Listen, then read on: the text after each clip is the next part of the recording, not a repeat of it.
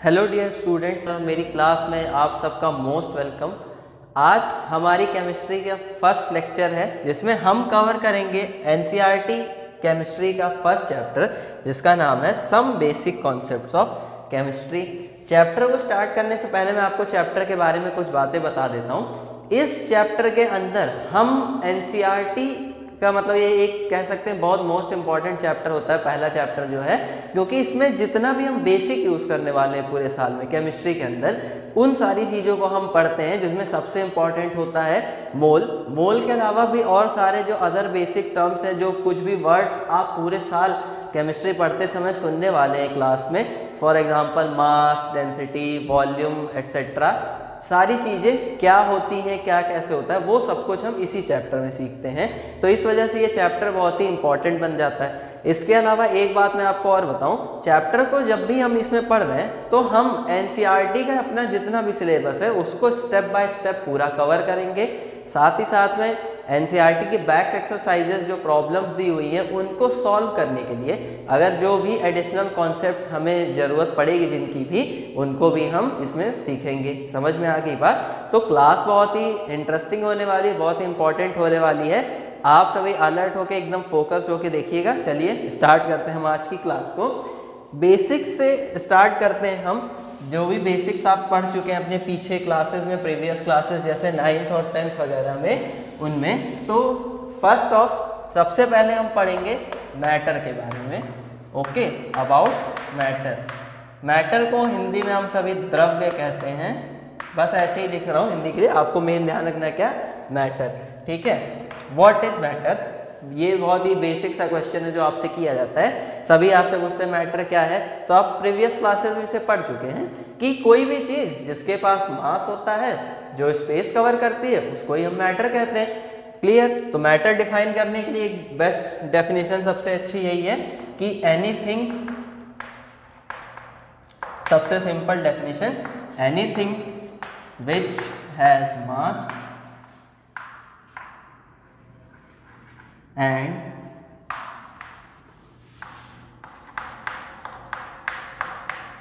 occupies space is called matter.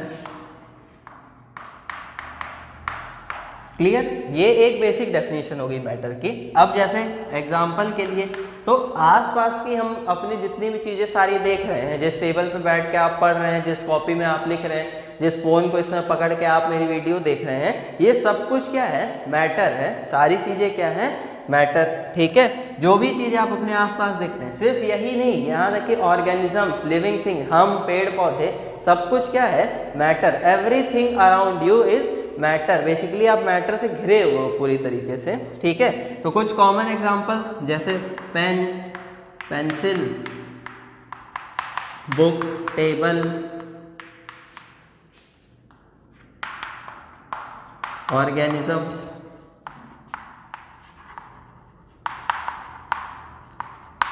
Etcetera, ये सब के सब क्या है, सारे मैटर हैं। समझ में आ गई बात? ठीक है, आगे चलिए। अब बात करें कि यार ये सारी चीज़ें मैटर तो हैं, लेकिन क्वेश्चन उठता है कि आखिर ये सारी चीज़ें बनी किससे मिलके हैं, क्या कंपोजिशन इन चीज़ों का, किस चीज़ों से मिलकर ये सब कुछ बना हुआ है, ये जो मैटर हम अपने आसपास देख रहे हैं। तो मैटर बनता है छोटे छोटे पार्टिकल से मिलके। ठीक है, मैटर किससे मिलके बना है, छोटे छोटे पार्टिकल से। अब ये पार्टिकल्स क्या हो सकते हैं, तो ये पार्टिकल्स एटम्स भी हो सकते हैं, ये पार्टिकल्स मॉलिक्यूल्स हो सकते हैं, और या फिर ये पार्टिकल आयन्स हो सकते हैं। एटम, मॉलिक्यूल, आयन, इन सब के बारे में आप अपनी प्रीवियस क्लासेस में पढ़ चुके हैं। ठीक है ना? तो matter is made up of by particles like, ये पार्टिकल्स क्या क्या हो सकते हैं, तो ये पार्टिकल्स हो सकते हैं एटम्स, या फिर मॉलिक्यूल्स, या फिर ions. Clear? Atoms means smallest particle किसी भी मैटर का। मॉलिक्यूल्स क्या होते हैं, जब भी एटम्स कंबाइंड होते हैं ग्रुप में तो वो मॉलिक्यूल्स का फॉर्मेशन करते हैं। ओके, देन उसके बाद आयंस क्या होते हैं, अगर किसी एटम को मैं कोई इलेक्ट्रॉन डोनेट कर दूं, उसे कोई इलेक्ट्रॉन दे दूं तो वो आयन बनाएगा, या फिर उससे कोई इलेक्ट्रॉन निकाल दूं तो भी वो आयन बनाएगा। आयन 2 टाइप्स के, केटायन और एनायन, जिनके बारे में हम आगे बात करेंगे, धीरे धीरे अपनी क्लासेस में बढ़ते रहेंगे आके, ठीक है। तो ये तो एक बेसिक बात थी किसके बारे में, मैटर के बारे में, ठीक है। अब मैटर के पार्टिकल्स के पास कुछ प्रॉपर्टीज होती हैं, ये कुछ स्पेसिफिक प्रॉपर्टीज शो करते हैं, तो उनके बारे में अब हम पढ़ लेते हैं, जिनका जानना हमारे लिए बहुत ही जरूरी है। तो अब हम किस बारे में बात करेंगे, प्रॉपर्टीज ऑफ मैटर के बारे में, properties of matter, sorry matter particles के बारे में।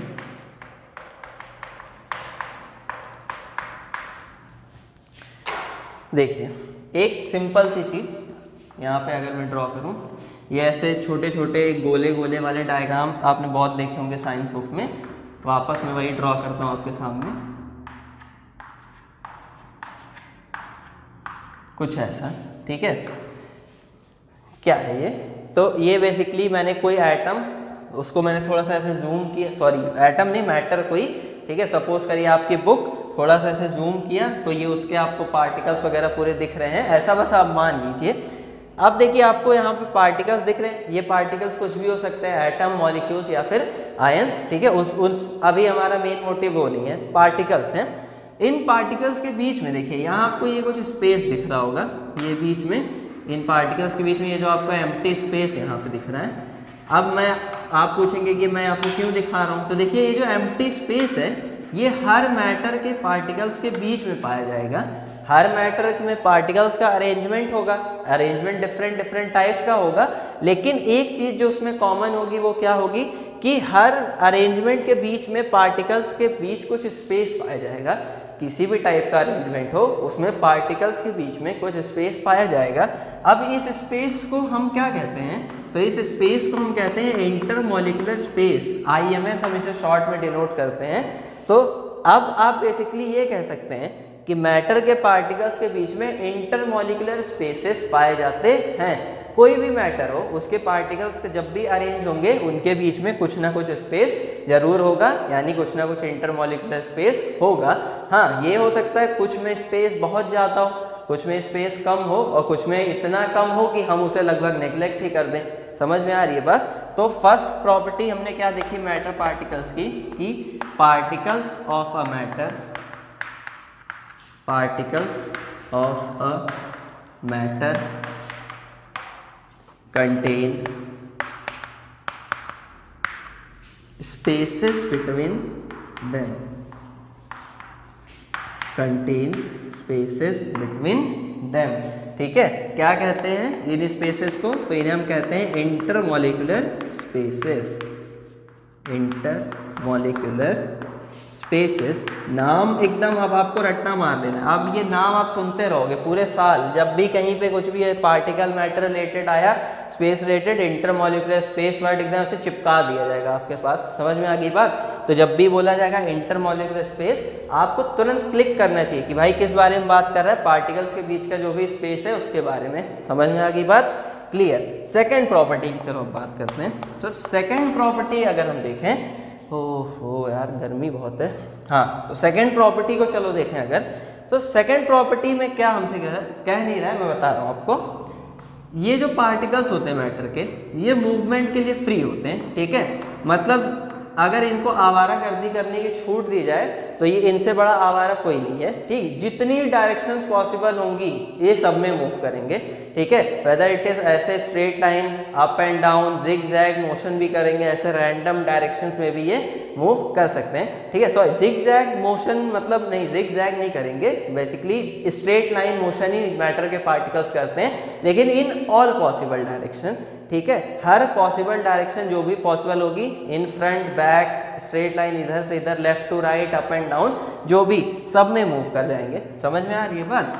हाँ, ये होगा कि जिस तरह से इंटरमॉलिक्यूलर स्पेस कुछ में कम कुछ में ज़्यादा था, वैसे ही मैटर के पार्टिकल्स का जो मूवमेंट है वो कुछ मैटर्स में ज़्यादा हो सकता है, कुछ में कम हो सकता है। समझ में आई बात। लेकिन होगा हमेशा, मोशन हमेशा ही होगा, भले ही कम हो, बिल्कुल कम, लेकिन होगा, ठीक। तो सेकंड प्रॉपर्टी क्या है कि पार्टिकल्स ऑफ अ मैटर हम डिफाइन कर सकते हैं, particles of a matter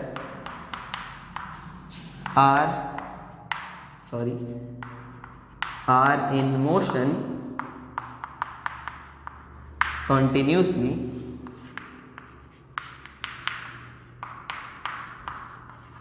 matter के पार्टिकल लगातार मोशन में होते हैं, कंटिन्यूसली मूव करते रहते हैं। समझ में आई बात। अब नेक्स्ट देखिए अगली बात, ये तो 2 पॉइंट हो गए, इंटरमोलिकुलर स्पेस होता है, दूसरा मूवमेंट होता है कॉन्टिन्यूस।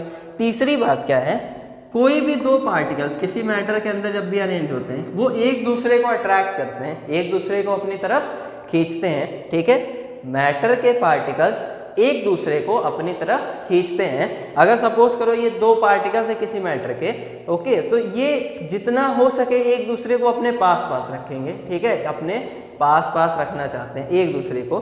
समझ में आ रही बात। तो मतलब मेरे कहने का मतलब क्या है, इनके बीच में, किनके बीच में, मैटर के पार्टिकल्स के बीच में फोर्स ऑफ अट्रैक्शन पाया जाता है। ओके, क्या पाया जाता है, force of attraction.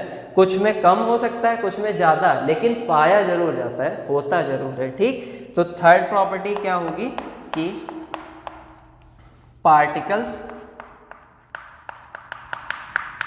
Of a matter have force of attraction, force of attraction between them, particles of a matter have force of attraction between them, या फिर इसकी जगह आप ये भी कह सकते हो कि particles of a matter attract each other, एक दूसरे को वो अट्रैक्ट करते हैं। तो ये तीन बेसिक प्रॉपर्टीज हैं, स्पेसिफिक मैटर पार्टिकल की प्रॉपर्टीज है जो किसी भी टाइप के मैटर पार्टिकल्स में पाई जाती हैं। क्विकली अगर रिवाइज करें तो फर्स्ट क्या, इंटरमॉलिक्यूलर स्पेस सब में पाया जाएगा, चाहे कम चाहे ज़्यादा। दूसरा कॉन्टिन्यूस मोशन सब में होगा, चाहे कम चाहे ज़्यादा। और तीसरा फोर्स ऑफ अट्रैक्शन सब में होगा, चाहे कम चाहे ज़्यादा। समझ में आ गई बात। ठीक, तो ये बेसिक प्रॉपर्टीज आपको याद रखनी है। अब देखिए एक चीज़, मैटर की कुछ फेजेस होती हैं। अगर अभी हम नेक्स्ट आगे का टॉपिक हमारा वही है, मैटर को हम कुछ फेजेस में डिवाइड कर सकते हैं। फेजेस मीन्स स्टेट्स में, जैसे आपने सुना होगा सॉलिड, लिक्विड्स, गैस, ये मैटर की कुछ कॉमन स्टेट्स होती हैं। इसके अलावा प्लाज्मा, बोस-आइंस्टीन कंडेंसेट, ये भी दो अलग स्टेट्स हैं मैटर की, अभी खोज ली गई हैं हाल फिलहाल में, मगर हम उनके बारे में अभी बातें नहीं करते बिकॉज उनकी केमिस्ट्री बहुत ज़्यादा अभी नोन नहीं है, रिसर्च अभी चल रही है उस पर।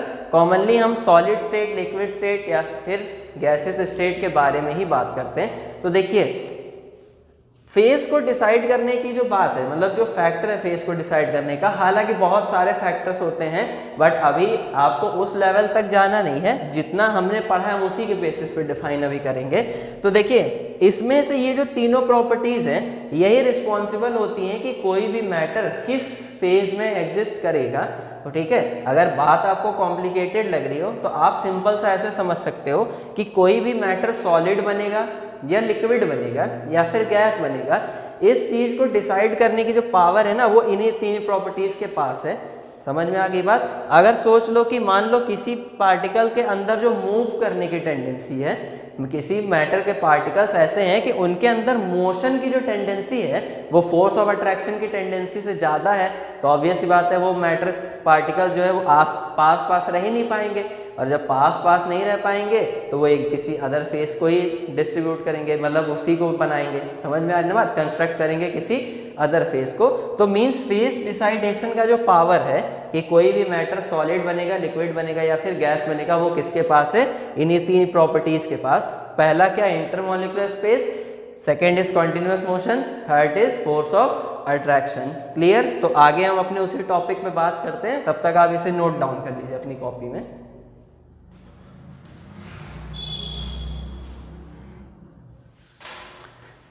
चलिए यहां तक तो देखिए हमने किस बारे में सीखा, मैटर के पार्टिकल्स की प्रॉपर्टीज के बारे में। अब मैंने अभी इसके पहले ही आपको बताया था कि फेज को डिसाइड करने का जो पावर होता है वो मैटर के इन्हीं जो पार्टिकल की प्रॉपर्टीज हैं उनके पास होता है।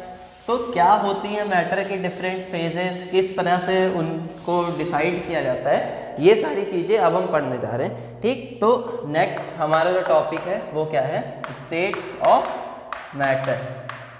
स्टेट्स ऑफ मैटर, ठीक है, मैटर के स्टेट्स के बारे में हम पढ़ेंगे। तो देखिए कॉमनली मैटर को हम 3 स्टेट्स में डिवाइड करते हैं। First is solid state, second one is liquid state and third one is gaseous state. ठीक है, सॉलिड, लिक्विड एंड गैस। इसमें से अगर लिक्विड और गैस की हम बात करें तो कलेक्टिवली हम इन्हें फ्लूइड कहते हैं। ठीक है, फ्लूइड वर्ड आपने सुना होगा। तो लिक्विड्स और गैसेस को क्या कहा जाता है, फ्लूइड कहा जाता है। फ्लूइड मतलब जो फ्लो हो सके, ठीक है, जिसमें फ्लो हो। अब सॉलिड तो फ्लो होता नहीं, फ्लो कौन कौन होता है, लिक्विड फ्लो होगी या फिर गैस फ्लो होगा, तो इन्हें हम क्या कहते हैं, फ्लूइड्स। तो आप बस एक वर्ड है याद रख सकते हैं, फ्लूइड मतलब that can flow, that can flow. ठीक है, ये तो एक बात हुई। अब अभी देखिए, इसके पहले मैंने आपको मैटर के पार्टिकल्स की 3 प्रॉपर्टीज बताई थी। एक क्या, इंटरमॉलिक्यूलर स्पेस, ठीक है, IMS मीन्स इंटरमॉलिक्यूलर स्पेस। दूसरा कंटिन्यूअस मोशन, ठीक है, और थर्ड प्रॉपर्टी क्या थी, force of attraction, force of attraction.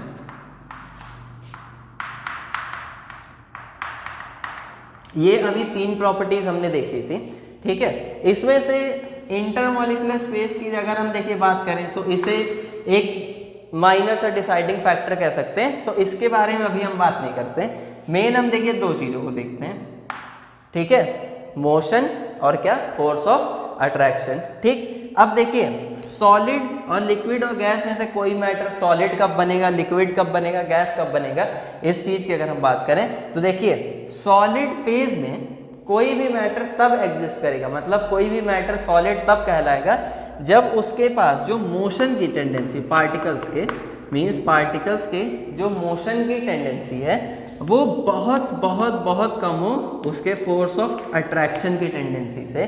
ठीक है, कहने का मतलब ये है कि सपोज करिए कि ये 2 पार्टिकल्स हैं किसी मैटर के, और इनके दूर दूर जाने की जो टेंडेंसी है वो इनके पास पास आने की टेंडेंसी से कम है। मतलब ये एक दूसरे से दूर बहुत नहीं जाएंगे जल्दी, लेकिन पास इनके आने की जो टेंडेंसी है वो काफ़ी ज़्यादा है। तो जब भी पार्टिकल्स में ऐसी प्रॉपर्टी पाई जाती है तब वो मैटर किस फेज में एग्जिस्ट कर जाते हैं, सॉलिड फेज में।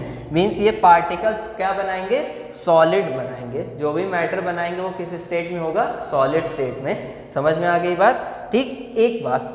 दूसरी बात, अब लिक्विड स्टेट की अगर बात करें, ठीक है, तो देखिए अगर पार्टिकल्स के जो मोशन की टेंडेंसी है, मोशन की टेंडेंसी वो या तो लगभग बराबर है या बराबर ही एकदम, मतलब सेम है, नियरली सेम है, किसके, फोर्स ऑफ अट्रैक्शन के। ठीक है, मतलब 2 पार्टिकल्स हैं ये, इनके पास आने की जो टेंडेंसी है वो लगभग बराबर है इनके दूर जाने की टेंडेंसी के।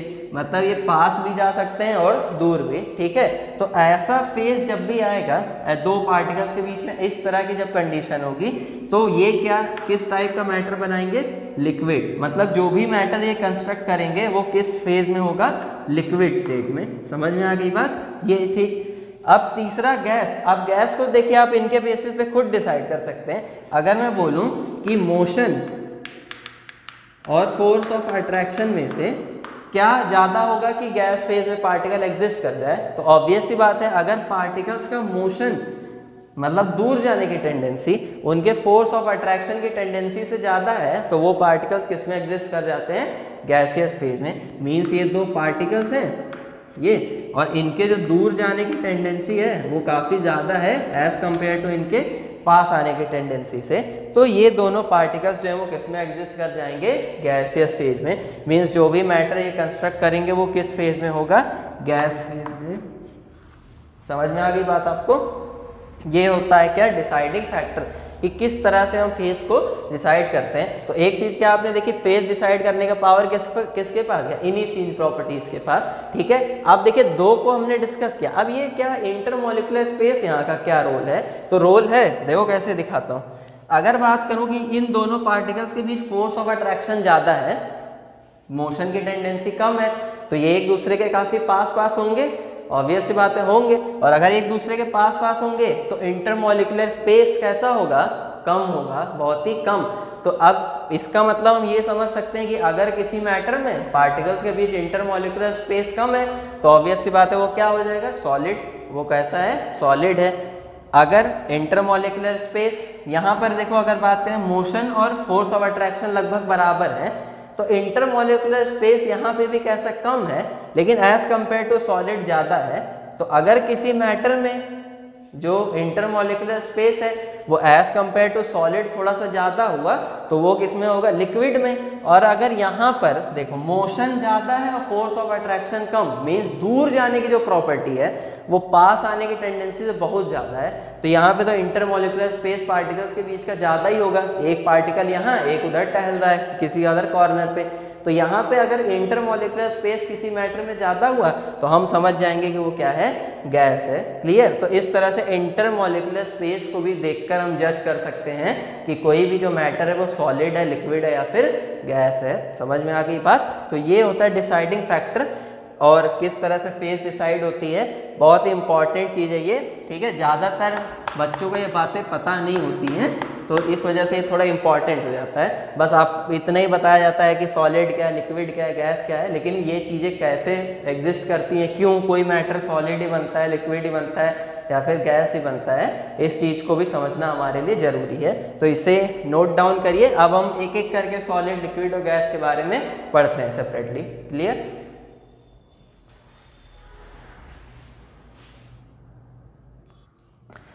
चलिए, अभी अभी हमने किस बारे में देखा, सॉलिड, लिक्विड और गैस, ये जो डिफरेंट फेजेस है मैटर की, ये किस तरह से डिसाइड होती है। अब हम एक एक करके इन्हीं डिफरेंट फेजेस के बारे में पढ़ते हैं। फर्स्ट ऑफ ऑल हम किसके बारे में बात करेंगे, सॉलिड्स के बारे में। सॉलिड्स, अभी अभी देखिए मैंने आपको क्या बताया, सॉलिड कब एग्जिस्ट करता है, जब किसी मैटर के पार्टिकल्स के बीच में मोशन की जो टेंडेंसी है वो कम हो और फोर्स ऑफ अट्रैक्शन की टेंडेंसी उसके कंपैरिजन में बहुत ज़्यादा हो। ठीक है, तब जाके सॉलिड एग्जिस्ट करता है। अब देखिए, अगर किसी सॉलिड का, मान लीजिए आपके पास कोई सॉलिड सब्सटेंस, उसका मैं थोड़ा सा ऐसे जूम करके अगर आपको दिखाना चाहूँ अंदर का नज़ारा कैसा है, तो जब भी किसी सॉलिड को आप ऐसे इंटरनल स्ट्रक्चर उसका देखेंगे तो उसमें आपको पार्टिकल्स ऐसे एक दूसरे के पास पास, ओवरलैप नहीं, वो गलती से ऐसे हो गया है कुछ इस तरह से, फिर ऐसे एक दूसरे के बहुत ही आसपास, क्लोजली पैक्ड, एकदम कुछ इस तरह से।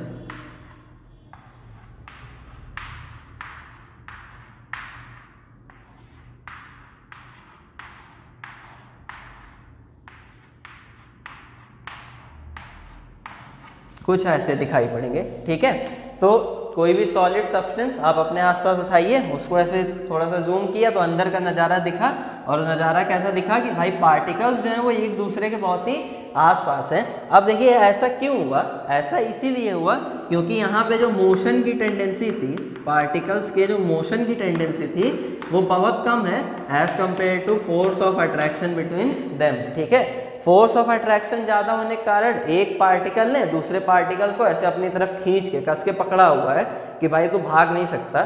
ठीक है, अब भाग नहीं सकता, इसने इसको खींच रखा है तो ये इसको खींच रखा है, क्योंकि है तो वो भी पार्टिकल ही, तो इस तरह से सबने एक दूसरे को खींच के रखा है, और ये जो मैटर है वो किसमें एग्जिस्ट कर गया है, सॉलिड स्टेट में। ठीक, तो फर्स्ट सबसे पहली प्रॉपर्टी सॉलिड के बारे में हम क्या लिखेंगे कि सॉलिड पार्टिकल्स, ऐसे सॉलिड पार्टिकल्स, जो कुछ भी हम देख रहे हैं वही लिखते हैं नज़ारा, solid particles are closely packed, closely packed, मतलब सॉलिड्स के जो पार्टिकल्स होते हैं वो कैसे होते हैं, क्लोजली पैक्ड होते हैं। समझ में आ गई बात। दूसरा, ये तो फर्स्ट पॉइंट था।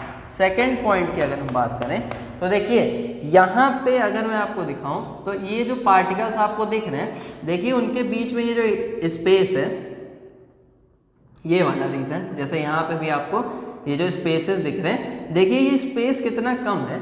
मैंने बोला था ना स्पेस हर टाइप के मैटर के पार्टिकल्स के बीच में होगा, देखिए यहाँ पे भी है, लेकिन एक्चुअली हम देख रहे हैं कि जो स्पेस है वो काफ़ी कम है यहाँ पर। ठीक है, आपको दिखाई पड़ रहा है यहाँ पे।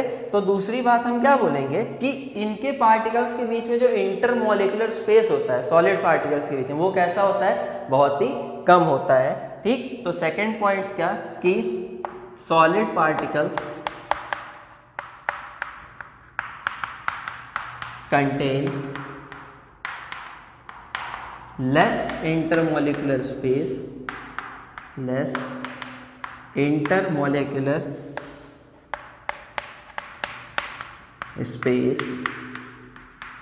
between their particles।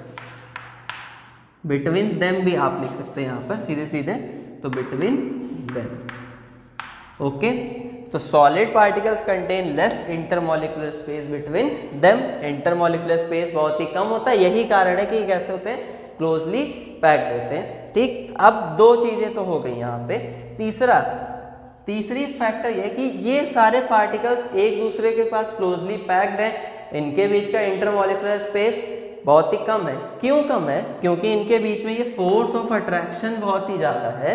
ठीक है, तो थर्ड पॉइंट हम यहाँ पे क्या डिफाइन कर देंगे कि सॉलिड पार्टिकल्स के बीच में फोर्स ऑफ अट्रैक्शन बहुत ही ज्यादा होता है। ठीक है, तो यहाँ पे हम क्या लिखेंगे, solids have strong force of attraction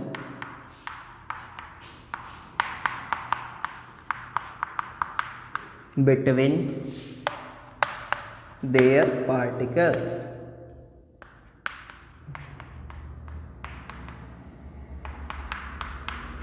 Solids have strong force of attraction between their particles। Solid particles के बीच में फोर्स ऑफ अट्रैक्शन बहुत ही स्ट्रांग होता है, बहुत ही ज़्यादा होता है, तभी वो एक दूसरे के बहुत ही आसपास होते हैं, क्लोजली पैक्ड होते हैं, और तभी उनके बीच में इंटरमॉलिक्यूलर स्पेस बहुत ही कम होता है। ठीक है, बेसिक्स ये एकदम बेसिक है, सारी चीज़ें एक दूसरे से रिलेट कर रही हैं। ठीक है, अच्छा अगली बात, अब देखिए इंटरमॉलिक्यूलर स्पेस इनके बीच में कम है, फोर्स ऑफ अट्रैक्शन की हमने बात कर ली, इंटरमॉलिक्यूलर स्पेस की बात कर ली, मोशन के बारे में क्या ख्याल है, देख लेते हैं जरा एक बार वो भी।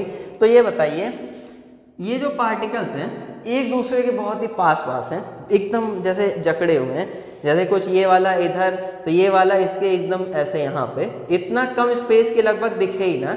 ठीक है, बट एक्चुअल में स्पेस तो है, स्पेस है ना, तो ये पार्टिकल ऐसे थोड़ा बहुत ऐसे ऐसे हिल सकता है अपने पोजीशन जो इसकी इसके आसपास में, बिल्कुल हिल सकता है, क्योंकि जो थोड़ा बहुत ही स्पेस है भले ही बहुत ही कम है, लेकिन उसमें ही ये थोड़ा बहुत मूव करता रहेगा। मैंने आपको बोला था ना, पार्टिकल्स ऑल पॉसिबल डायरेक्शंस में मूव कर जाते हैं, तो इनके लिए भाई साहब के लिए पॉसिबिलिटी बस ऐसे ही है, इधर इधर थोड़ा सा इधर मूव कर सकता है। तो एक्चुअली मूव करना नहीं, हम इसे वाइब्रेट करना कह सकते हैं। जैसे कोई स्ट्रिंग हो, उसको आप ऐसे खींच के ऐसे छोड़ दीजिए तो देखिए एक हिलती रहती है, अप डाउन इधर इधर जिस भी डायरेक्शन में मोशन पॉसिबल होता है। तो हम ये कह सकते हैं कि सॉलिड के जो पार्टिकल्स होते हैं ये वाइब्रेटिंग फेज में होते हैं। ठीक है ना, ये क्या करते रहते हैं, ये जो इनकी पोजीशन है उसके ही अलॉन्ग वाइब्रेट करते रहते हैं। समझ में आ गई बात। फॉर एग्जांपल जैसे देखिए ये कोई पार्टिकल है किसी सॉलिड का, तो इस पार्टिकल, ये जो पार्टिकल जहाँ रुका हुआ है, मीन्स ये पॉइंट देखिए, यही इसका जो सेंटर है पार्टिकल का, ये पॉइंट ही क्या कहलाएगा, इसका मीन पोजीशन। ठीक है, ये एक वर्ड है बस आपको याद रखना है कि ये जो कोई पार्टिकल होता है वो जिस जगह ऐसे स्टेशनरी में रहता है, स्टेशनरी फेज में, उसे क्या कहा जाता है, इसकी मीन पोजीशन। मीन पोजीशन मतलब जैसे अगर मैं यहाँ खड़ा हो गया तो ये मेरी मीन पोजीशन है। ठीक है, मैं रुका हुआ हूँ यहाँ पे।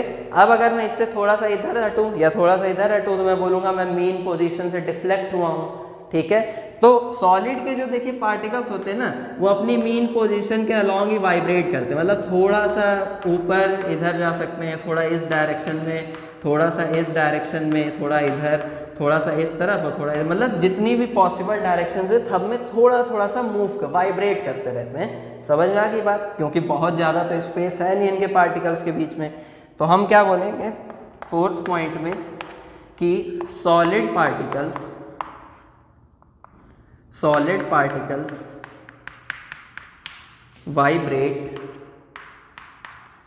vibrate in all possible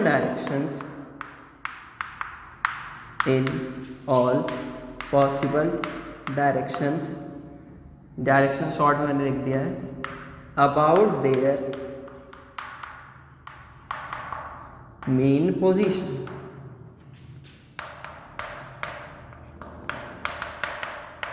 about their mean position, ठीक है। सॉलिड के पार्टिकल्स अपनी मीन पोजीशन के about he her possible direction में वाइब्रेट करते रहते हैं, ठीक है। वाइब्रेशन मतलब देखिए कुछ ऐसा है, जैसे अगर ये पार्टिकल है सॉलिड का, तो ये थोड़ा सा इधर, थोड़ा सा अप एंड डाउन, थोड़ा सा ऐसे इधर इस डायरेक्शन में थोड़ा सा ऐसे ऐसे वाइब्रेट करता रह सकता है, ठीक है। बस वाइब्रेट करेगा, फ्री मूव नहीं कर सकता। समझ में आ गई बात, ठीक। ये तो सारी बातें इधर अब तक के आपको आ गई समझ में। अच्छा, अब एक बात बताइए, अगर मैं बोलूं कि इस स्ट्रक्चर के बीच में यहाँ इंटरमोलिकुलर स्पेस बहुत ही कम है, मैं इसे यहाँ से पकड़ूं, इस तरह से ऐसे कंप्रेस करना शुरू करूं, ठीक है। अगर मैं इसे कंप्रेस करना ऐसे स्टार्ट करता हूं, तो बताइए ये कंप्रेस होगा? नहीं होगा, बिल्कुल नहीं होगा, ठीक है। अच्छा, क्यों नहीं होगा? क्योंकि देखिए जब मैं इसे कंप्रेस करूंगा तो इसके पार्टिकल्स शिफ्ट होंगे, पार्टिकल शिफ्ट होंगे। लेकिन भाई शिफ्ट होंगे कहाँ? जगह भी तो होनी चाहिए शिफ्ट होने के लिए। हाँ, तो जगह है ही नहीं उनके पार्टिकल्स के बीच में, तो इस वजह से ये कंप्रेस भी नहीं होंगे। एक्चुअली में देखिए थोड़ी सी जो जगह है उनके बीच में, लेस जो इंटरमोलिकुलर स्पेस है, उसी में वो एडजस्ट हो जाएंगे। लेकिन ये एडजस्टमेंट इतना कम होगा ना कि हमारे लिए विजिबल ही नहीं होगा, हम देख ही नहीं पाएंगे कि भैया ये हुआ भी है कंप्रेस की नहीं। फॉर एग्जाम्पल, अगर आप कोई आइस क्यूब ऐसे ले लें और उसको ऐसे जोर से दबाइए अपनी उंगलियों से, तो ऐसा तो होता नहीं कि इतना बड़ा आइस क्यूब पिचक के इतना छोटा सा हो जाए, ऐसा बिल्कुल नहीं होता, ठीक है। एक्चुअली में जब आप उसे दबा रहे हैं तो उसमें आपको कोई चेंज ऑब्जर्व नहीं होता, वो एक्चुअली में हुआ है कंप्रेस, बट इतना कम कि वो आपको दिख ही नहीं रहा है, ठीक है। मीन्स अगर हम सॉलिड्स की कंप्रेसिबिलिटी की बात करें तो इनकी कंप्रेसिबिलिटी बहुत ही नेग्लेजिबल होती है, मतलब एकदम ना के बराबर कंप्रेस होते हैं। समझ में आई बात? तो हम क्या बोल सकते हैं यहाँ पे नेक्स्ट पॉइंट में, फिफ्थ पॉइंट यहाँ पे, कि solids are negligibly compressible.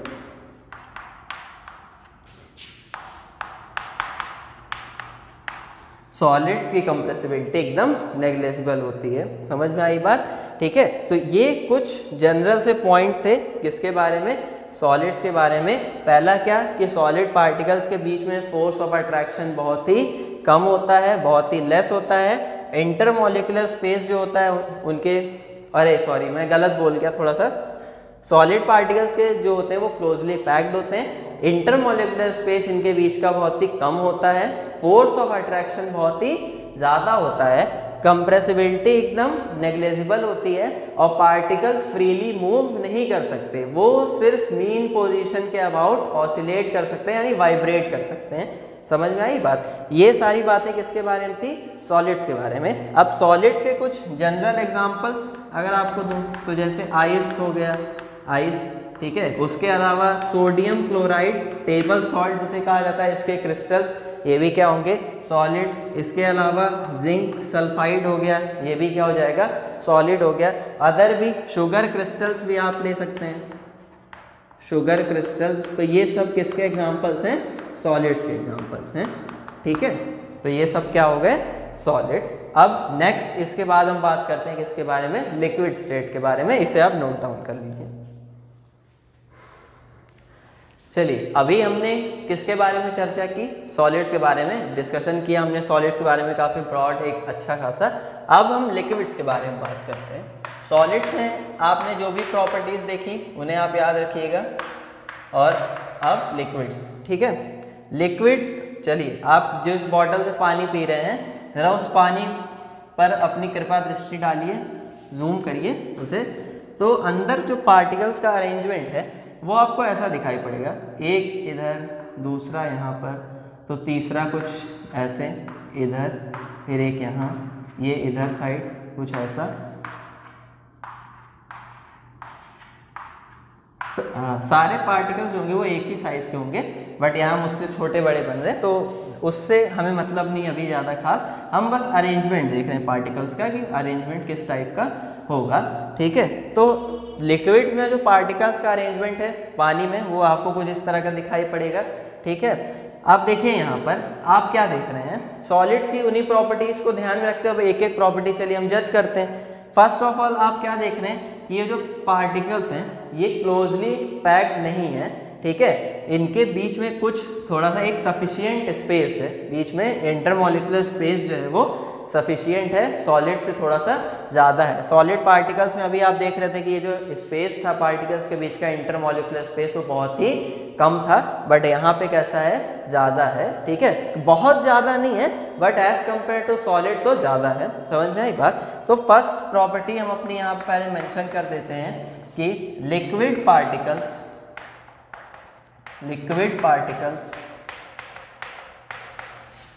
Are not closely packed,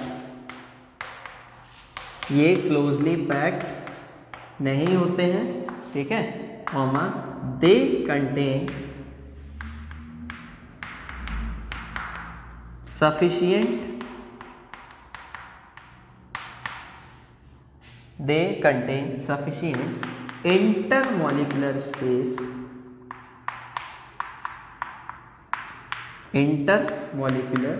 space between them। Okay, ये लाइन आप याद रखेंगे कि लिक्विड पार्टिकल्स क्लोजली पैक्ड नहीं होते, इनके पार्टिकल्स के बीच में सफिशिएंट यानी ठीक ठाक भरपूर इंटरमॉलिक्यूलर स्पेस होता है। समझ में आ गई बात? तो यहाँ पे एक ही पॉइंट में हमने अपने 2 पॉइंट्स को कवर कर लिया है, ठीक है। देन देखिए उसके बाद आगे बढ़े तो फोर्स ऑफ अट्रैक्शन की अगर हम बात करते हैं तो यहाँ पर फोर्स ऑफ अट्रैक्शन जो है वो है, तो क्योंकि देखिए पार्टिकल्स एक दूसरे से दूर भले ही हैं लेकिन बहुत ज़्यादा दूर नहीं है, ठीक है, फोर्स ऑफ अट्रैक्शन है, लेकिन सॉलिड्स के कंपैरिजन में कैसा है, कम है। सॉलिड्स में जो फोर्स ऑफ अट्रैक्शन था वो इतना ज़्यादा था कि पार्टिकल्स एक दूसरे से दूर जा ही नहीं पा रहे थे, एकदम उन्होंने बांध के रखा हुआ था उसने पार्टिकल्स को। लेकिन यहाँ पे फोर्स ऑफ अट्रैक्शन कैसा है, कम है। सॉलिड से कैसा है, कम है, एकदम कम नहीं है कि पार्टिकल आवारा हो गया इधर उधर टहल रहा है, नहीं है, लेकिन सॉलिड्स के कंपैरिजन में कैसा है, कम है। तो सेकंड पॉइंट मेंशन हम कर लेते हैं यहाँ पे। सेकंड पॉइंट में हम क्या लिखेंगे कि दे मीन्स कौन, लिक्विड पार्टिकल्स कंटेन, या फिर लिक्विड पार्टिकल्स हम ऐसे कह लेते हैं, they have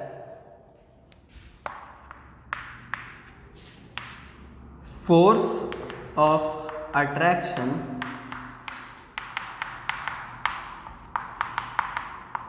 less than solids।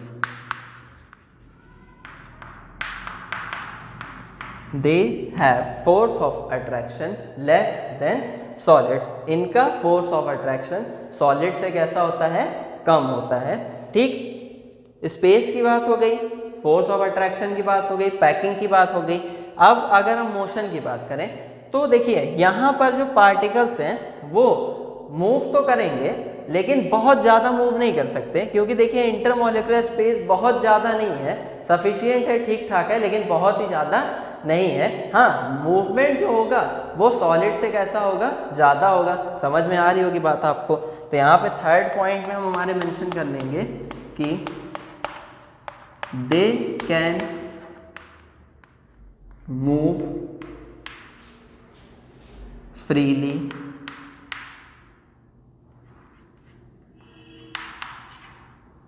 more than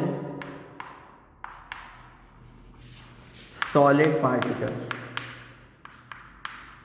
more than solid particles, ठीक है। बट यहाँ पे एक लाइन ऑफ और ऐड कर रहे हैं, बट नॉट अ लॉट, ठीक है। They can move freely more than solids, ये सॉलिड से ज़्यादा मूव कर सकते हैं, ठीक है, बट नॉट अ लॉट, लेकिन बहुत ज़्यादा नहीं। मोशन होगा, थोड़ा बहुत होगा, ठीक ठाक अमाउंट में होगा, सॉलिड से ज़्यादा होगा लेकिन बहुत ज़्यादा भी नहीं होगा। समझ में आ गई बात? ठीक, ये तो एक बात हो गई। अच्छा, नेक्स्ट अगर देखिए हम बात करें यहाँ पे कंप्रेसिबिलिटी की, तो सोचिए अब अगर मैं इसको ऐसे यहाँ पर कंप्रेस करना शुरू करूँ, ठीक है, तो ये जो बीच में इंटरमॉलिक्यूलर स्पेसेस आपको दिख रहे हैं इसमें ये शिफ्ट तो हो जाएंगे पार्टिकल्स, मीन से कंप्रेस तो हो जाएगा, लेकिन ये भी इतना ज़्यादा कंप्रेस नहीं होगा कि आप उसको ऑब्जर्व कर सकें, ठीक है, जो कंप्रेशन हुआ है आप उसे ऑब्जर्व कर सकें, ठीक है। लिक्विड्स भी इतना ज़्यादा कंप्रेस नहीं होते कि हम ऑब्जर्व कर पाए कि कंप्रेस हुआ है कि नहीं हुआ, मीन्स इनकी भी कंप्रेसिबिलिटी होती है लेकिन बहुत ही लेस होती है, सॉलिड से ज़्यादा होती है लेकिन फिर भी बहुत ही कम होती है। ठीक है, देखिए कंप्रेसिबिलिटी को अगर आपको जज करना है ना तो इसके लिए एक सिंपल सा एक्सपेरिमेंट आपको बताता हूँ, आप ट्राई कर सकते हैं खुद भी इसे।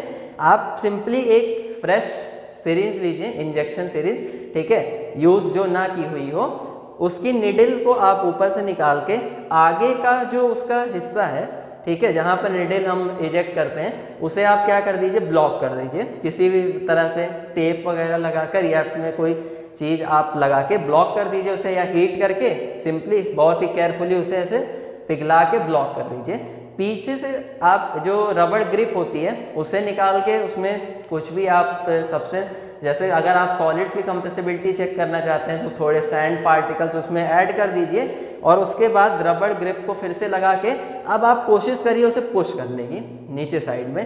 तो देखिए पुश जब आप करेंगे, आपने सैंड भरी है, पुश करते टाइम आप ऑब्जर्व करेंगे कि पुश नहीं हो रही है निडल नीचे, मतलब जो भी लेवल था उससे वो नीचे पुश अप नहीं हो रही है। तो इसका मतलब कि कंप्रेसिबिलिटी जो सॉलिड है, सैंड जो है क्या है, बेसिकली सॉलिड है, तो उसकी कंप्रेसिबिलिटी कैसी है, बिल्कुल ही नेग्लेजिबल, बहुत ही कम है। समझ में आ रही बात, वो एक्चुअली वो हुई है कंप्रेस लेकिन आपको ऑब्जर्व नहीं होगा, इतनी कम। ठीक है, अब उसके बाद सैंड आप निकाल दीजिए, आप उसमें वाटर ऐड करिए और वाटर ऐड करने के बाद उसे कंप्रेस करने की कोशिश करिए। तो इस बार आप सैंड के कंपैरिजन में तो थोड़ा सा ज़्यादा पुश कर पाओगे, लेकिन इतना नहीं कि वो आपको ऑब्जर्व हो कि वो कंप्रेस हुआ है कि नहीं हुआ है। समझ में आ रही ना बात। तो उसी तरह से लिक्विड्स की भी जो कंप्रेसिबिलिटी होती है वो सॉलिड से तो ज़्यादा होती है लेकिन एक्चुअली में बहुत ही लेस होती है। ठीक है, तो कंप्रेसिबिलिटी के लिए एक पॉइंट यहाँ पे हम ऐड कर देंगे। नेक्स्ट पॉइंट, फोर्थ पॉइंट जो है हमारा, हम क्या बोलेंगे कि दे आर लेस कंप्रेसिबल,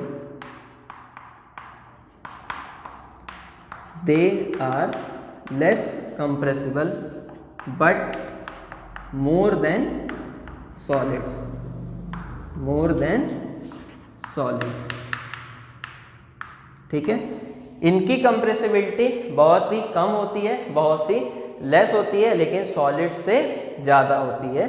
ठीक है, तो एक सिंपल एक्सपेरिमेंट जो मैंने बताया आपको उसके थ्रू भी आप जज कर सकते हैं। अच्छा, अब अगर हम कुछ एग्जांपल्स देखना चाहें कि लिक्विड्स के एग्जांपल्स, तो जैसे वाटर हुआ, ऑयल,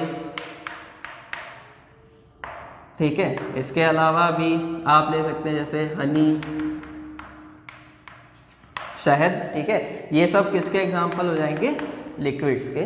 क्लियर, तो ये थी बात किसकी, लिक्विड स्टेट की। आप प्रॉपर्टीज को कंपेयर कर सकते हैं लिक्विड्स और सॉलिड्स की। सॉलिड्स में पार्टिकल्स के बीच में पैकिंग जो थी वो काफ़ी क्लोज थी, लेकिन यहाँ पे पार्टिकल्स क्लोजली पैक नहीं है। सॉलिड्स में इंटरमोलिकुलर स्पेस बहुत ही कम था, बहुत ही नेग्लिजिबल, यहाँ पे कैसा सफिशिएंट है, ठीक ठाक है।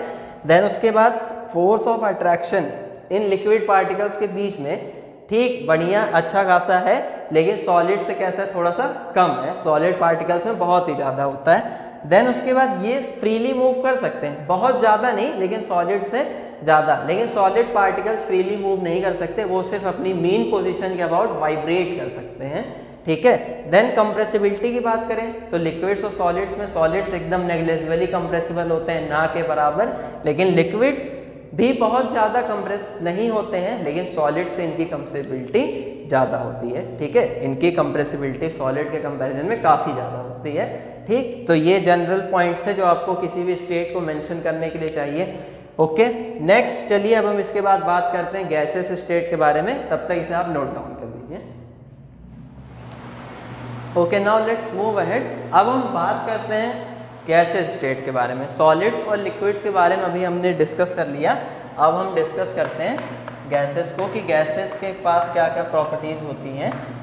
ठीक है, तो अब गैस कहाँ से ले आएंगे आप, नहीं, किचन में बिल्कुल नहीं जाना है। एयर जो आपके कमरे में भरी हुई है आपको दिखाई नहीं पड़ रही है, ठीक है, बस थोड़ा सा जूम करिए तो उसके पार्टिकल्स आपको ऐसे दिखाई पड़ेंगे।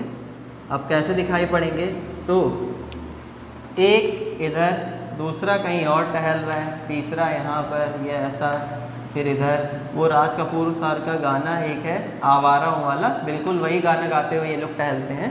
तो कुछ इस तरह से बढ़िया।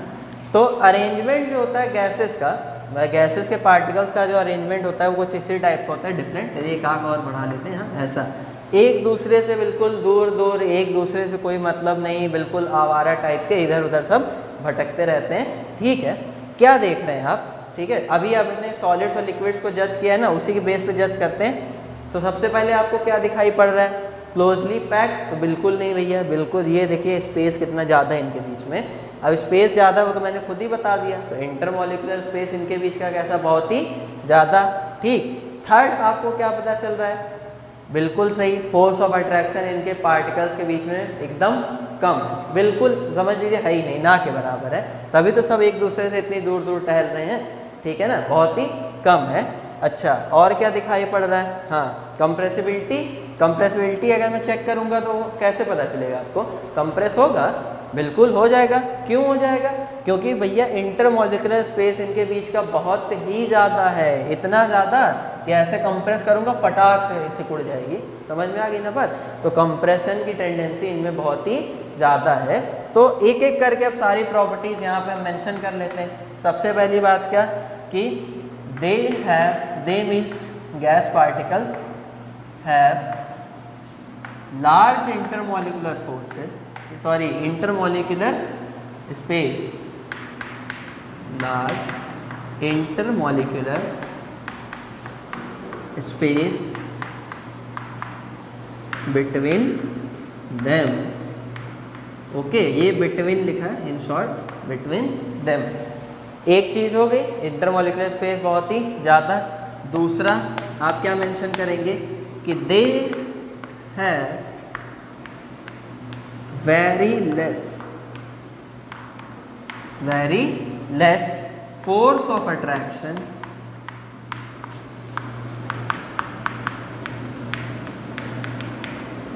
between them। ठीक है, इनके बीच में फोर्स ऑफ अट्रैक्शन कैसा होता है? बहुत ही कम होता है। इसी वजह से ये एक दूसरे को खींच नहीं पाते हैं और एक दूसरे से दूर चले जाते हैं। ओके, अच्छा, तीसरा अगर मैं पूछूं कि क्या भैया ये फ्रीली मूव कर सकते हैं, मोशन फ्री पॉसिबल है? तो बिल्कुल पॉसिबल है, क्योंकि देखिए इंटरमॉलिक्यूलर स्पेस बहुत ही ज़्यादा है, कोई रोक टोक नहीं, जहाँ तक पॉसिबल होगा वहाँ तक स्ट्रेट लाइन में ये मूव कर सकते हैं। ऐसे ऐसे, इधर इधर इधर इधर इधर, मतलब जितनी भी पॉसिबल डायरेक्शन है ये सब में मूव कर सकते हैं। तो हम क्या बोलेंगे थर्ड कि they can move freely, they can move freely in all possible directions, in all possible direction। ठीक है, हर पॉसिबल डायरेक्शन में इनका फ्री मूवमेंट पॉसिबल है, फ्री मूव ये कर सकते हैं।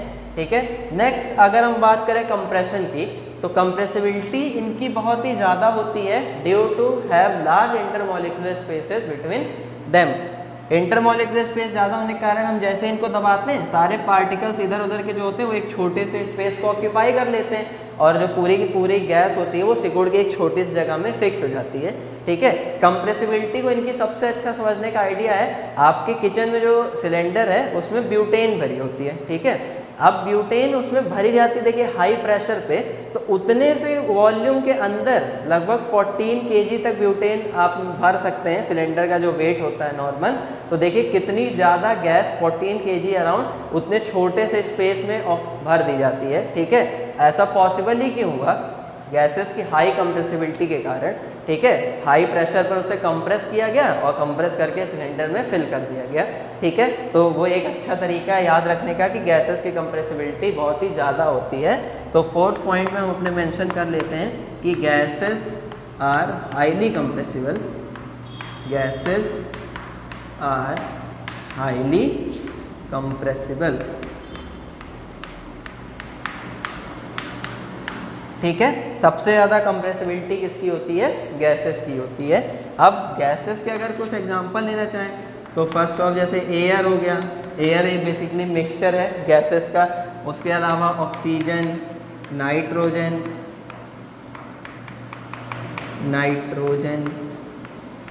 ठीक है, ब्यूटेन, जो अभी मैंने आपको बताई, आपके किचन में जो सिलेंडर है उसमें, आपके ही नहीं किसी के भी किचन में सिलेंडर है, सब में वही भरी हुई है, ठीक है, एटसेट्रा। ये सब किसके एग्जाम्पल है?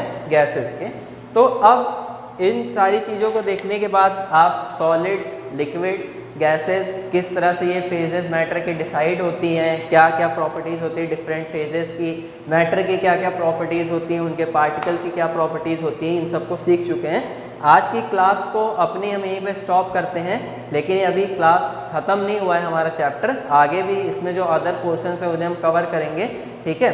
तब तक के लिए अगर आज की क्लास में आपको मज़ा आया, आपको लगता है कि आपने कुछ अच्छी अच्छी बातें सीखी है क्लास में, तो प्लीज़ वीडियो को लाइक ज़रूर करिएगा और चैनल को सब्सक्राइब आपको ज़रूर करना है, ठीक है, मस्ट है। चैनल को अगर आप सब्सक्राइब करके नोटिफिकेशन ऑन करोगे तो बताने की ज़रूरत तो है नहीं, आप अपडेटेड रहोगे हमारे चैनल से, जो भी वीडियोस आएंगे उन्हें, तो प्लीज़ सब्सक्राइब जरूर करें चैनल को।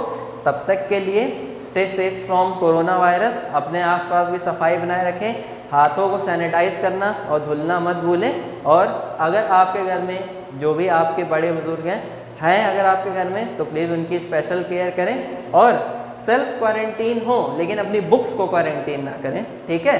Till then bye.